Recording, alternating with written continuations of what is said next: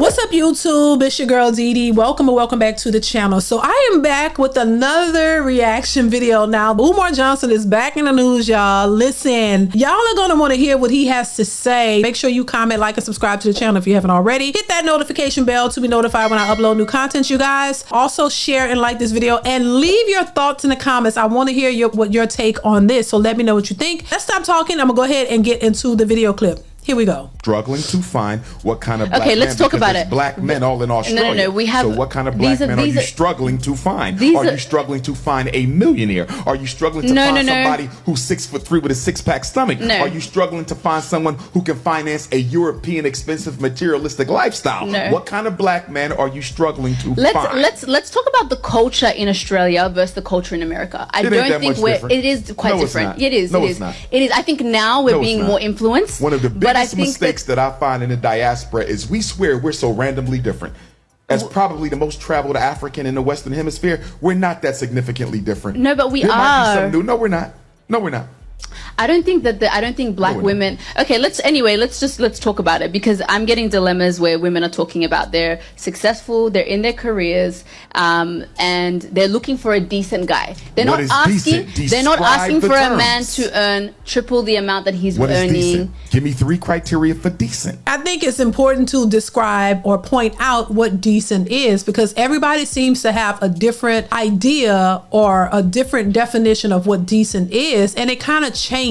Because if you're talking about decent, then that means you're talking about a man who has some morals and values. He's a decent individual overall.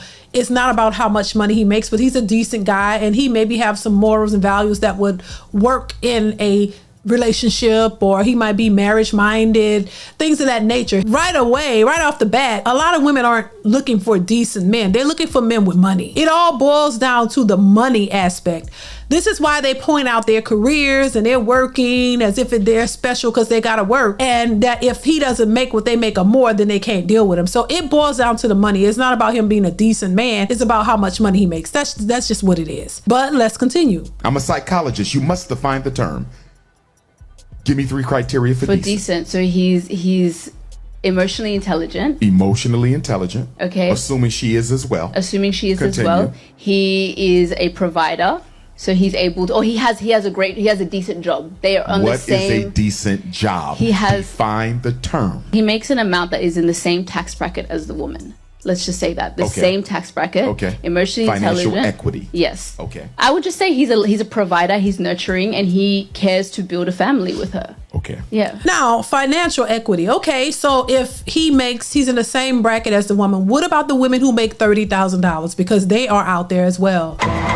So let's not assume that every woman is making 6 figures, right? So let's assume that there are women out there who make $25,000, $30,000, maybe $40,000. Is it okay for a man to make the same thing as most women make? Because we know every woman is not making 6 figures. So if there are women who are somewhere between $30,000, $40,000, I'll give it even $50,000. Can the man make $30,000, $40,000, or $50,000? Is that suitable? Because then I guess that would make sense. That might be attainable. But we know most women are not talking about $30,000, $40,000. That is not enough for them, even though a lot of them only make that amount. They're talking about men who make more than them. They're not looking for a man who make what they make, because a lot of them don't make a whole lot. So I don't know if that was a true statement to make, because most of these women are looking for men who makes more. But baby, let's continue. And the question? And the question is, women are struggling to find men that they can date. Okay. Couple things.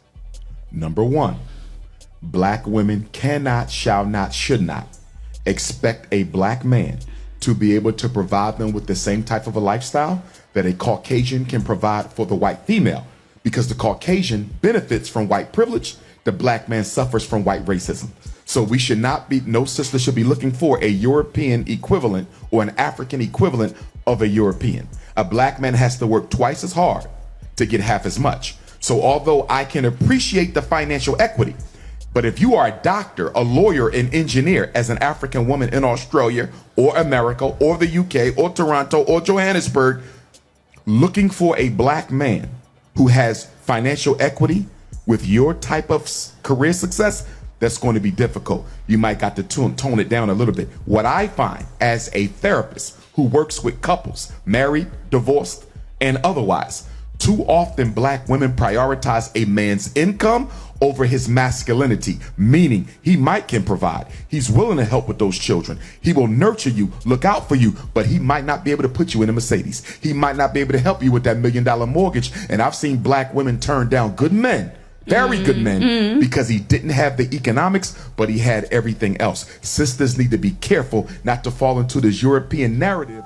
of judging men primarily by how much they make. Listen, I mean, what he's saying is not far from what we talk about all the time. Women, when they make the money, they require the most from the man. But when they don't make the money, they still require the most from the man. This is really why we have a bunch of educated women who make decent money, even though it's not a high percentage of them. We see these women requiring men to out earn them, and they're having a hard time finding these men to be in serious committed relationships with, because the things that they're looking for from a man does not align with what the men are looking for from a woman. It's not in alignment, because when women make the money, they don't want to share. They don't want to share. They don't want to share their resources. They want to make the money, attain the money, be able to take care of themselves financially. But when it comes to a man, they still think that the man should pay for everything. And I think the mentality, once again, that comes with this independent boss chick mindset is not conducive to healthy, stable relationships. And the men who make a lot of money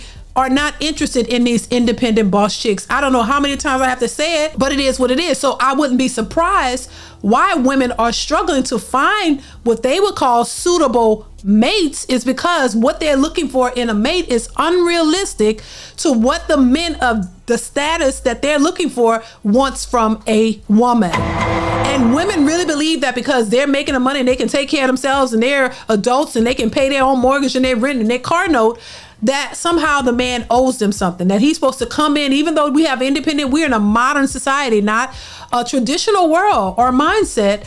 They still want men to operate in a traditional manner. And this is where they're going to struggle, because like I said, if you are an independent boss chick and you're working hard to maintain your business, you are not an asset to that man who makes more than what you make, who's able to take care of all of the bills. He is not looking for a woman to be out there in competition with him. Y'all are competing on who can make the more money, while he still has the burden of paying all the bills, having the bulk of the responsibility, when you're more than capable of contributing as well. Doesn't work like that. And so that's why these women can't find the guys that they're looking for, because the guys they want don't want them. They want something else. Let's continue. I can agree with that. I think that these are two extreme scenarios here, because I think if a man we're talking about financial equity, if he is making enough to build a household with you, to be a leader in the household, I think women are okay with that. I think that's not what they're getting. I think they're getting the other end of the spectrum. That's what we're hearing. You know what I mean? Would you have a problem if you met a man who made half of what you made or a third of what you made, but he had a financial vision of an empire, a business, some sort of an entrepreneurial undertaking? See, I think that's dangerous. Stay with me. That's dangerous. Let me finish it, and then I want you to respond. And he needed you to help invest in his dream. And he gave you a definitive timeline. He said, give me 12 months or 24, no more than that. If you invest in me, I promise you what I'm going to build will equal where you are. Would you have a problem investing in him? What does investing in him mean? Let's say he needed $700 a month to help fuel this dream. He needed $700 for 24 months. Could you do it? You're reluctant. I am reluctant because what's the guarantee? There is no guarantees. It's funny how when women are posed with helping a man, it has to be a guarantee. There's hesitation, but they want a man to pour so much into them. They want a man to pour into them. The majority of these women do not make the type of money that the man they're looking for is making. Women are looking for the most without having to put in anything. Of course, there's going to be hesitation when it involves you putting something up. But when it comes to a man, you just automatically expect him to invest and pour his all into you with no obligation that you're going to be loyal, that you're going to be committed, and that you're going to stay with him. They have a lot to lose too. But see, women understand if there's something to lose when it comes to them. But when it comes to the man, who cares if he has to lose? Who cares? He should just be all in or nothing. He should just trust you until he can't trust you anymore. And then you up and leave when you get tired of him, and that's just his loss. That's something that's got to change. And this is why these women are having a hard time finding men, because the men aren't checking for them. But let's continue. Love. There is no guarantees in romance. And also, I think context matters. How long have we been together? I agree.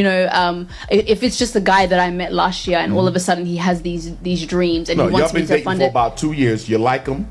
There might even be some love there. And he's saying there might be some love there is crazy. There has to be some love there. Let's say there is. Has to be a future there. And I think that's what I'm saying. Context matters. If I see myself with this man. But you didn't answer the question. Let's say all those things are there. Will you financially invest in him? Be honest, my queen. No. They already answered for you. They said hell to the result. Most women won't. Look. Why not, though? Why do you have a problem with that? Given the atmosphere of racism and economic oppression that black men suffer in Australia, why would you have a problem investing in your king? But what are black men subject to that women are not? We're going through the same thing.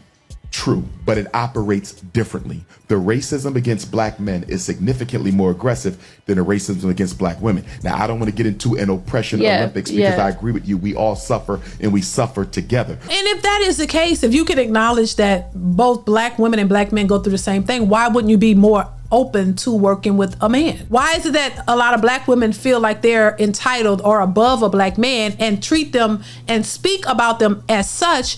But you also can acknowledge that both of y'all may be having some of the same issues. Wouldn't that make you want to work with each other to build together as opposed to doing it separately? But they're not looking at it because they do want a man at the finish line. You want somebody who can come in and just pay for everything while you sit back and do nothing. And you think that that's a recipe for success. And it's not, because nobody wants to feel used or just sit back and do all of these things and there's nothing that they get out of it. It would seem like it would be more beneficial for you guys to put your resources together and build up on that. You could do so much more together, especially if y'all are of like mind and y'all have the same goals and you have visions that could get you to the top. You could achieve so much more together than women sitting back just wanting a man at the finish line to just take advantage of him and not really pour anything into the relationship but only take from it. That's not going to work, and I think they're realizing that. Let's continue. A man's primary responsibility is to be a provider, and we don't feel adequate as men when we can't provide. So your king, who you love, who you've been dating for 2 or 3 years, is saying, baby,